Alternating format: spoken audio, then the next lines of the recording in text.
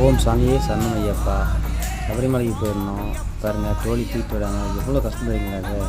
அது என்ன ஒரு ப்ளஸ்னால், தோழி தூக்குறவங்க எல்லாமே நம்ம தமிழ்நாடு சேர்ந்தவங்க தான். 90% தமிழ்நாட்டில் தான் தோழி தூக்குற வேலையை செய்கிறாங்க.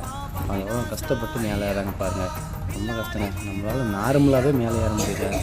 ஆனால் தோழி நான் ஒரு ஆளை வச்சுட்டு 4 பேர் சேர்ந்து ஏறாங்கன்னா பெரிய விஷயம்தான். ஃபஸ்ட் வருஷம் சபரிமலைக்கு போயிருந்தோம், நல்லா இருந்துச்சு.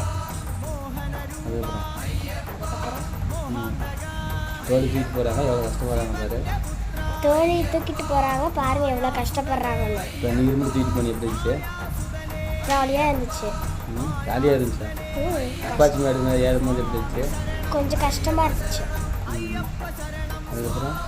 அதுக்கப்புறம் மேலே கோயிலுக்கு போய் சாமியை பார்த்துட்டு வந்தோம்.